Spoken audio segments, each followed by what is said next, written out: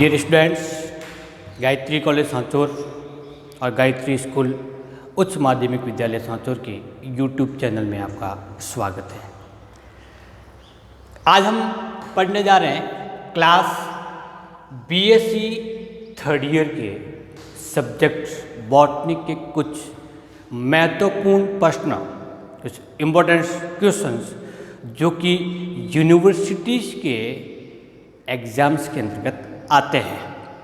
निकट भविष्य में होने वाले एग्ज़ाम की दृष्टि से आज इस लेक्चर में हम 10 से 12 क्वेश्चंस के बारे में डिस्कस करेंगे जो कि एग्ज़ाम की दृष्टि से बहुत ही इम्पोर्टेंट है। इसका आंसर कैसे लिखा जाए, इसका आंसर क्या होता है, एक बार इस वीडियो को पूरा देखने के पश्चात आपके द्वारा लगभग 10 प्रश्नों का रिवीजन हो जाएगा। तो विद्यार्थियों, आज हम इस पहले टॉपिक के अंतर्गत हम महत्वपूर्ण प्रश्नों के टॉपिक में सेलेक्ट कर रहे हैं पेपर प्लांट फिजियोलॉजी और बायोकेमिस्ट्री के। ये वो क्वेश्चंस हैं जो प्रीवियस एग्जाम्स के अंदर आ चुके हैं। यदि आपने इस चैनल को अभी तक सब्सक्राइब नहीं किया है तो प्लीज़ सब्सक्राइब कीजिए, लाइक कीजिए और अधिक से अधिक इसको शेयर कीजिए।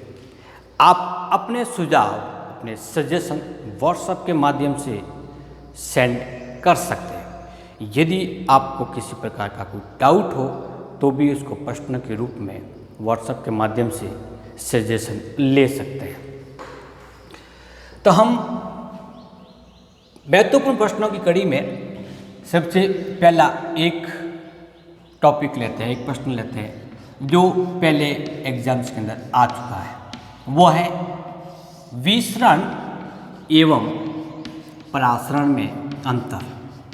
बिल्कुल ही सिंपल क्वेश्चन है, बिल्कुल सिंपल प्रश्न है। ये 1 नंबर के क्वेश्चन के अंदर पार्ट फर्स्ट के अंतर्गत इसको पूछा जाता है।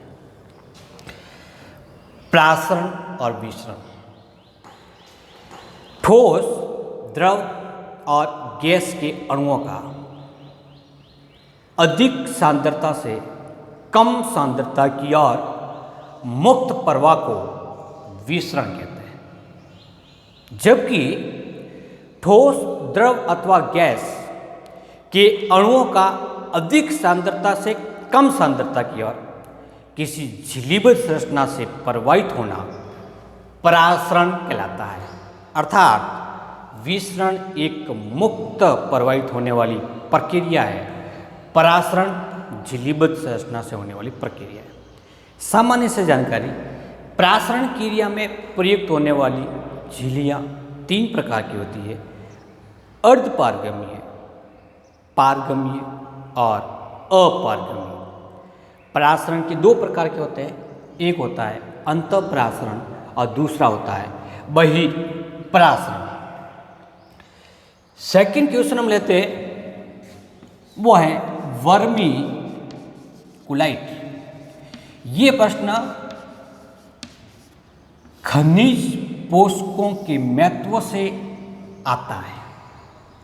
पादपों में खनिज पोषक तत्वों के महत्व और इसकी उपयोगिता को ज्ञात करने के लिए संवर्धन करवाया जाता है। संवर्धन 3 प्रकार का होता है, जिसमें से बालू संवर्धन, जल संवर्धन और तीसरा वर्मीकुलाइट संवर्धन।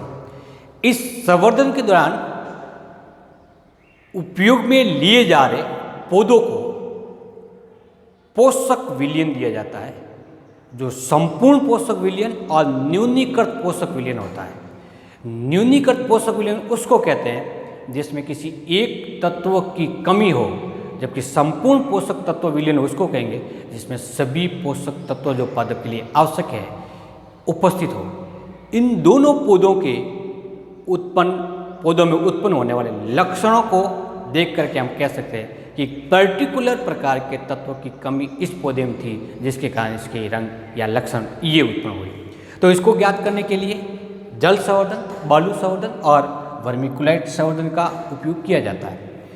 जल संवर्धन और बालू संवर्धन की तुलना में सबसे ज़्यादा उपयुक्त हैं वो वर्मी कुलाइट संवर्धन है। वर्मी कुलाइट शब्द है वो 1824 में थॉमस सर के द्वारा दिया गया था। थॉमस साहब 1824 1824। वर्मी कुलाइट होता क्या है? तो ये एक प्रकार का निष्क्रिय खनिज है।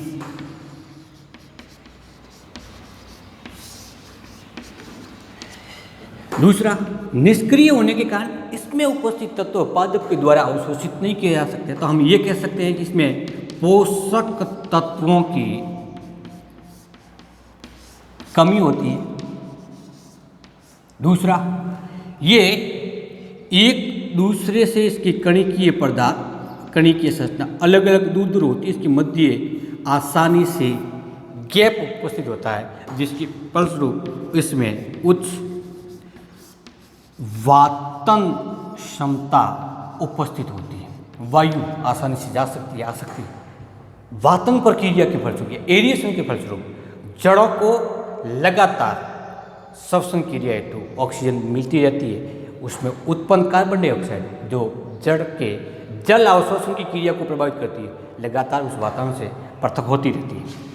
इसमें उच्च जल धारण क्षमता पाई जाती है। फलस्वरूप कम से कम पादपों को जल देने की आवश्यकता होती है, तो उच्च जल धारण क्षमता युक्त स्ट्रक्चर है। ताप का प्रभाव कम पड़ता है, प्रभाव कम, जिसके फलस्वरूप तीव्रता से गर्म नहीं होती है, तीव्रता से ठंडी नहीं होती है। बालू संवर्धन में सबसे ज़्यादा कमी यही है कि वो निम्न ताप में ज़्यादा ठंडी हो जाती है, जबकि ताप की उपस्थिति में उसका तापमान अत्यधिक उच्च हो जाता है।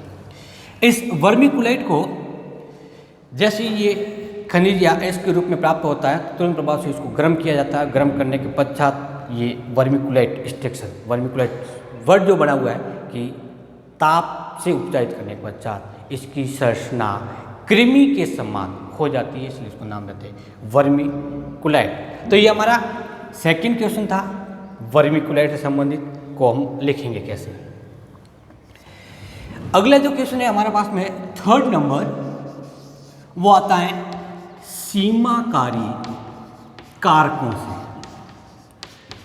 इस सीमाकारी कारक को पढ़ने से पहले हमें एक छोटा सा नियम याद रखना पड़ेगा, वो है खनिज पोषकों के उपभोग से संबंधित जो लिबिंग का न्यूनतम उपभोग का सिद्धांत कहलाता है, उसी का रूपांतरित है। लिबिंग साहब ने ये कहा था कि पादपों द्वारा उन खनिजों का सबसे अधिक, या वो खनिज पादपों में अन्य उपपक्षीय क्रिया को नियंत्रित करता है जो सबसे कम मात्रा में प्रयुक्त होता है, जो कम मात्रा में पोषक तत्व के रूप में प्रयुक्त होता है, तो उसको नाम देते थे लिबिंग का न्यूनतम उपभोग का सिद्धांत। इसी संदर्भ में सीमाकारी कारक ये प्रकाश संश्लेषण के संदर्भ में और ब्लैकमैन के द्वारा दिया गया था, ब्लैकमैन द्वारा। इनके अनुसार है क्या, जब हम सिंपल फोटोसिंथेसिस की रिएक्शन लिखते हैं तो इसमें मुख्य दो कारक कार्बन डाइऑक्साइड जल क्लोरोप्लास्ट की प्रेजेंस में और लाइट की प्रेजेंस में ये कार्बनिक अणु हेक्सो शर्करा का निर्माण करता है, इसके साथ में ऑक्सीजन उत्पन्न होती है। वातावरण में जल अत्यधिक मात्रा में उपस्थित होता है। पादप के सभी कोशिका में क्लोरोफिल प्रेजेंट है, लाइट की मात्रा बहुत अधिक है। तो यहाँ पर सबसे कम मात्रा में क्या हुआ, कार्बन डाइऑक्साइड, जो कि वातावरण में 0.03% है। तो कार्बन डाइऑक्साइड सबसे कम मात्रा में उपस्थित होने के कारण इस फोटोसिंथेसिस को कार्बन डाइऑक्साइड सबसे ज़्यादा प्रभावित करता है, अर्थात इसकी सीमा को निर्धारित करने के लिए कार्बन डाइऑक्साइड प्रयुक्त होता है, इसलिए इस कार्बन डाइऑक्साइड को सीमाकारी कारक के नाम से जानते हैं। जैसे 5 मिलीग्राम कार्बन डाइऑक्साइड की आवश्यकता होती है फोटोसिंथेसिस के लिए, तो यदि हम उसको ग्राफीय प्रारूप से निरूपित करें तो ये फोटोसिंथेसिस की रिएक्शन और कार्बन डाइऑक्साइड की मात्रा, जब 1 मिलीग्राम तक कार्बन डाइऑक्साइड की मात्रा को बढ़ाया जाता है तो फोटोसिंथेसिस बढ़ता है, लेकिन उसके बाद में स्थिर हो जाता है क्योंकि कार्बन डाइऑक्साइड की मात्रा नहीं बढ़ रही है। जब इसकी मात्रा को बढ़ा करके 2 मिलीग्राम किया जाता है तो अगेन एक निश्चित इस तल तक जाकर के रुक जाता है, नंबर 3 तक पहुंचाते हैं तो फिर ये रुक जाता है। इस प्रकार से एक स्थिर अवस्था प्राप्त हो जाती है। एक निश्चित मात्रा तक कार्बन डाइऑक्साइड की मात्रा बढ़ाने पर वो फोटोसिंथेसिस की क्रिया को बढ़ाता है, लेकिन उसके पश्चात उसके ऊपर कोई प्रभाव नहीं डालता, क्योंकि उस समय उसकी मात्रा अधिक हो जाती है, जबकि दूसरा कारक जल अथवा अन्य क्लोरोफिल या ऐसा है वो लिमिटिंग फैक्टर के रूप में कार्य करना प्रारंभ कर देता है। तो हमारे 3 क्वेश्चन कंप्लीट हुए, प्रासरण और विसरण में अंतर, वर्मिकुलाइट और सीमाकारी कारक। आज का क्वेश्चन नंबर 4 है आइसोजाइम। विद्यार्थियों, ये प्रश्न एंजाइम के टॉपिक से रिलेटेड है।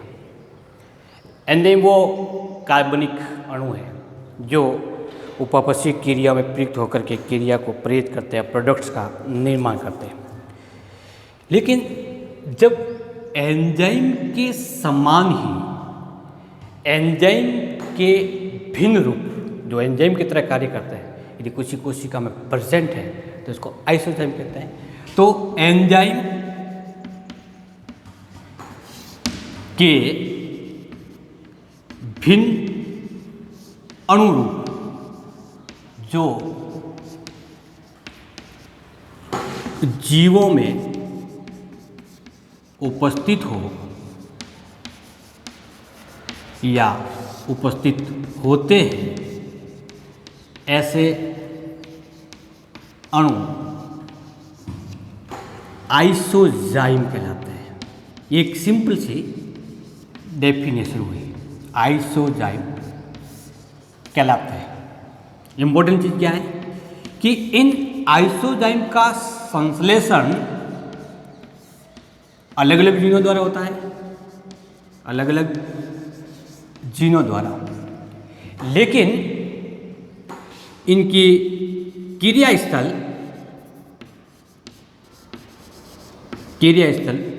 एक ही प्रकार के क्रियाधार होते हैं। सबस्ट्रेट एक ही है, लेकिन संश्लेषण इसका अलग अलग होता है। जैसे फॉर एग्जाम्पल, उदाहरण के लिए लिया जाता है तो गेहूं के अंदर ट्रिटिकम एस्टियम में उपस्थित अल्फा एमाइलेज एक एंजाइम है, अल्फा एमाइलेज। इसके कुल 16 आइसोजाइम इस प्लांट में पाए जाते हैं। ठीक, जब हम जिया में तो मक्के का एग्जाम्पल लेते हैं तो मक्का के अंदर एक एंजाइम पाया जाता है जिसको नाम देते हैं अल्कोहल डी हाइड्रोजिनेज, एक एंजाइम है। इस एंजाइम के कुल 4 आइसोजाइम मक्का की कोशिका के अंदर प्रेजेंट होते हैं। तो ये अपना क्वेश्चन एक कंप्लीट हुआ जिसको नाम देते हैं आइसोजाइम। नेक्स्ट बात करते हैं साबुनीकरण की संख्या की। ये प्रश्न विद्यार्थियों लिपिड से संबंधित है। लिपिड से जब हम साबुनीकरण को देखते हैं तो एक लिपिड जब पोटेशियम हाइड्रोक्साइड या सोडियम हाइड्रोक्साइड के साथ अपघटित होता है तो उस कंडीशन में एक फैटी एसिड और अल्कोहल बनता है या फिर यहाँ पे ग्लिसरॉल बनता है। मुख्य रूप से अधिकांश लिपिड्स के अंदर अल्कोहल के रूप में ग्लिसरॉल पाया जाता है, तो ग्लिसरॉल बनता है। तो फैटी एसिड का एक लवण बनेगा जो कि सोडियम हाइड्रोक्साइड लिया तो सोडियम का लवण बनेगा और पोटेशियम हाइड्रोक्साइड लिया तो पोटेशियम का लवण बनेगा। इस क्रिया को नाम देते हैं साबुनीकरण। अब है क्या कि 1 ग्राम लिपिड में उपस्थित फैटी एसिड को उदासीन करने के लिए जितनी मिलीग्राम मात्रा पोटेशियम हाइड्रोक्साइड की आवश्यक होती है वो इसकी साबुनीकरण संख्या कहलाती है। क्या लिखेंगे परिभाषा में? 1 ग्राम लिपिड में उपस्थित फैटी एसिड को उदासीन करने हेतु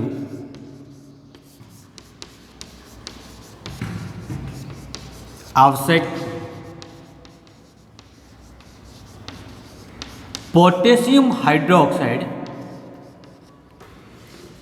की मिलीग्राम मात्रा उस लिपिड के लिए साबुनीकरण संख्या कहलाती है।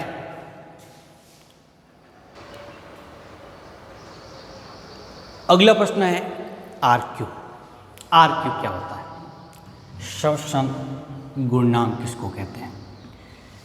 श्वसन क्रिया में प्रयुक्त ऑक्सीजन और कार्बन डाइऑक्साइड के अनुपात को आरक्यू या श्वसन गुणांक कहते हैं। कितनी कार्बन डाइऑक्साइड मुक्त हुई और कितनी प्रयुक्त हुई, इसके एक अनुपात को गुणांक कहेंगे हम। जैसे अलग अलग सबस्ट्रेट जो कि श्वसन क्रिया जा रहे हैं उनका अलग अलग आरक्यू का मान होता है। जैसे फॉर एग्जांपल कार्बोहाइड्रेट का 1, लिपिड का 1 से कम होता है, प्रोटीन का भी 1 से कम होता है, कार्बनिक अम्ल जैसे सिट्रिक अम्ल, मैलिक अम्ल, मेलोनिक अम्ल, ऑक्जेलिक अम्ल हमेशा 1 से अधिक होता है। मास्लूद भेद पादप जिनमें कार्बन डाइऑक्साइड मुक्त नहीं होती है उसका 0 होता है। और अवायवीय श्वसन में चूँकि ऑक्सीजन प्रयुक्त नहीं होती है इसलिए इसका मान अनंत होता है। तो ये क्वेश्चन था हमारा आरक्यू से रिलेटेड। अगला जो क्वेश्चन लिया हुआ है वो फोटोसिंथेसिस से लिया गया, जिसमें फोटो सिस्टम फर्स्ट और फोटो सिस्टम सेकेंड के मध्य कंपैरिजन कह सकते हैं आप, उसके मध्य अंतर कह सकते हैं। तो ये अंतर वाला प्रश्न है कि प्रकाश तंत्र फर्स्ट और प्रकाश तंत्र सेकेंड में क्या अंतर है। तो पहला कि इस पीएस फर्स्ट के अंदर क्लोरोफिल ए, क्लोरोफिल बी और कैरोटीन पाई जाती है, जबकि सेकेंड के अंदर ए, बी और बीटा कैरोटीन पाई जाती है। पीएस फर्स्ट का अभिक्रिया केंद्र है वो P700 कहलाता है, अर्थात वो 700 नैनोमीटर तक की तरंग दैर्ध्य का अवशोषण करता है, जबकि पीएस सेकेंड के अंदर अभिक्रिया केंद्र है वो P680 अर्थात 680 से कम तरंग दैर्ध्य युक्त प्रकाश किरणों का अवशोषण करता है।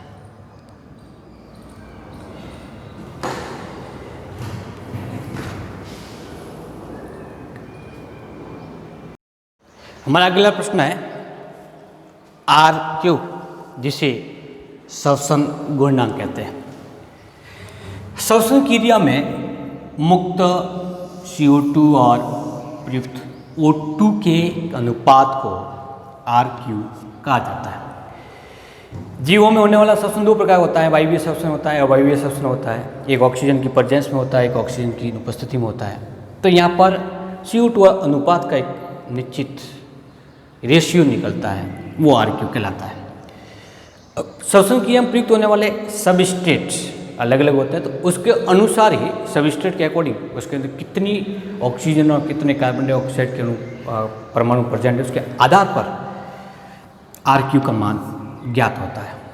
आरक्यू का मान ज्ञात करने के लिए गैनों की श्वसन मापी नामक यंत्र प्रयुक्त करते हैं। गैनों का श्वसन मापी यंत्र, जैसे कार्बोहाइड्रेट का श्वसन गुणांक 1 अर्थात जितनी अणु ऑक्सीजन के प्रयुक्त होते हैं उतनी अणु कार्बन डाइऑक्साइड के होते हैं। फॉर एग्जांपल एक अणु निकलता है तो एक अणु कार्बन डाइऑक्साइड का निकलता है, एक अणु ऑक्सीजन का प्रयुक्त होता है। तो 1/1 = 1।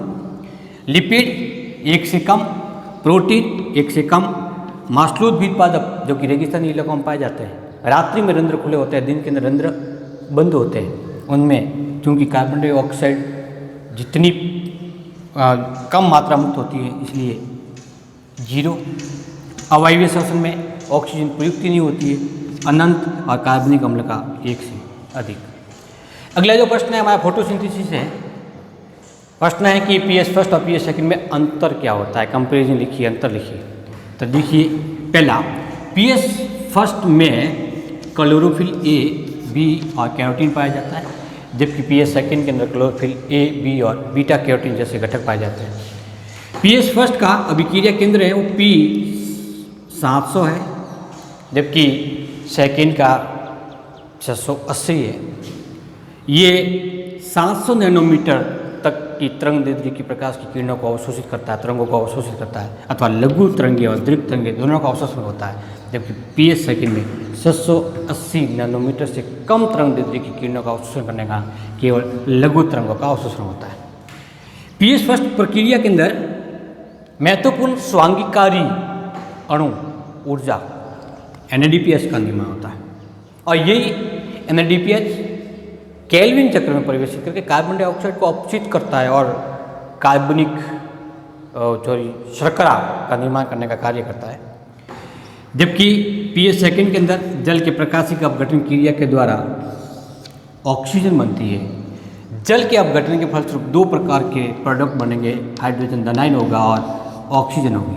ऑक्सीजन कोशिकाओं के माध्यम से बाह्य वातावरण मुक्त कर दी जाती है, जबकि प्रोटॉन विभिन्न पथ से गुजरता हुआ पी एस फर्स्ट तक पहुंचता है, वहाँ पे NADPH का निर्माण करता है। तो इसका मुख्य उत्पाद ये दोनों ही प्रकार के सिस्टम के अंतर्गत इलेक्ट्रॉन के गमन के दौरान ADP इनऑर्गेनिक फॉस्फेट के साथ में मिलकर के ATP का निर्माण करती है। इस क्रिया को फास्फोरिलीकरण कहते हैं।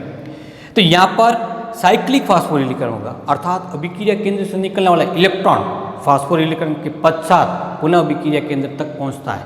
जबकि पी एस सेकेंड के अंदर नॉन साइक्लिक फास्फोरिलेशन होता है, अर्थात अचक्रीय फास्फोरिलीकरण वह प्रक्रिया है जिसमें अभिक्रिया केंद्र से निकलने वाला इलेक्ट्रॉन फास्फोरिलीकरण क्रिया के पश्चात पुनः अभिक्रिया केंद्र को प्राप्त नहीं होता, अपितु ये पी एस फर्स्ट के अभिक्रिया केंद्र को पहुंचता है। अगला जो प्रश्न है वह है बीजांकुरण द्वारा बीज का अंकुरण। बीज विशेष परिस्थिति के अंदर अंकुरित होकर के सीडलिंग का निर्माण करता है। आपने देखा होगा कि सीडलिंग के निर्माण के दौरान अथवा बीज के अंकुरण के दौरान कुछ पौधे ऐसे होते हैं जिसके ऊपरी सीडलिंग के भाग पर टोपीनुमा संरचना पाई जाती है, कुछ ऐसे होते हैं जिसके टोपीनुमा संरचना नहीं पाई जाती।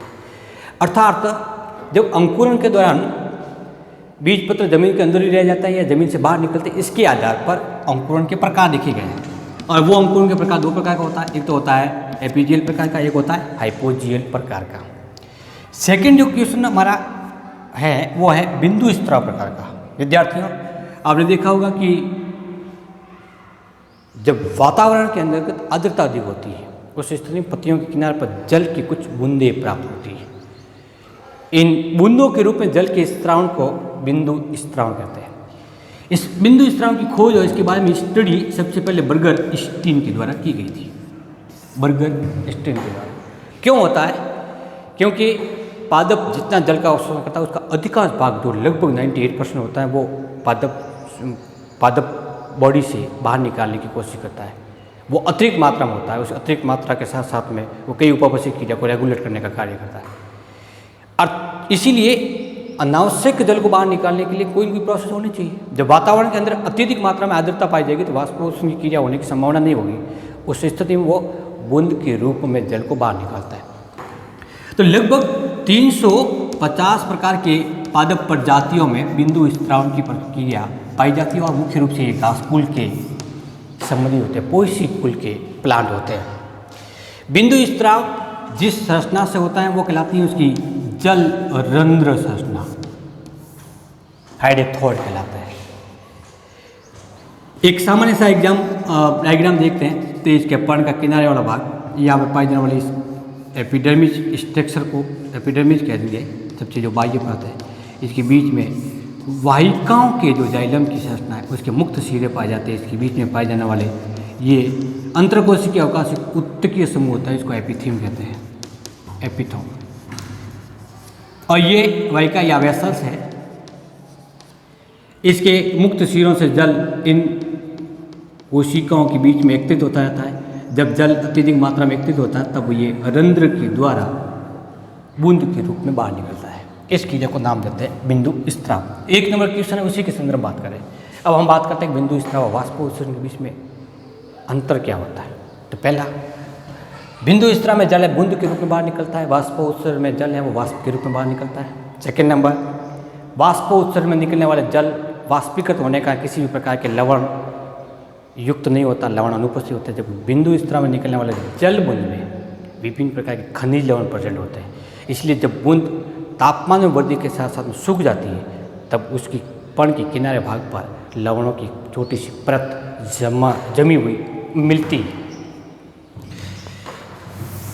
बिंदु स्राव मुख्य रूप से केवल और केवल प्रातःकालीन अवस्था में ही देखने को मिलता है या प्रातःकालीन समय में मिलता है। जैसे जैसे वातावरण में टेम्परेचर बढ़ता जाता है वैसे वैसे आर्द्रता कम होने के कारण बिंदु स्राव के स्थान पर वाष्पो उत्सर्जन के द्वारा अनावश्यक जल पौधे प्लांट बॉडी से बाहर निकालते रहते हैं। अगला जो क्वेश्चन हमारा है वो जीवद्रव्य कुंचन। विद्यार्थियों, जब किसी कोशिका को अतिप्रासरी विलय में रखा जाता है तब उसमें जीवद्रव्य कोशिकीय भित्ति को छोड़ करके केंद्रीय भाग में एकत्रित हो जाता है। तो इसकी स्ट्रक्चर लगभग इसके समान हो जाती है। ये एक सेल है। अब ये जीवद्रव्य इस कोशिका के केंद्रीय भाग में स्थित हो जाता है। कब होगा? जब हम इस कोशिका को किसी अतिप्रासरीय विलय में रखते हैं। अतिप्रासरीय विलय उसको कहते हैं जिसकी सांद्रता जीवद्रव्य की तुलना में अत्यधिक हो।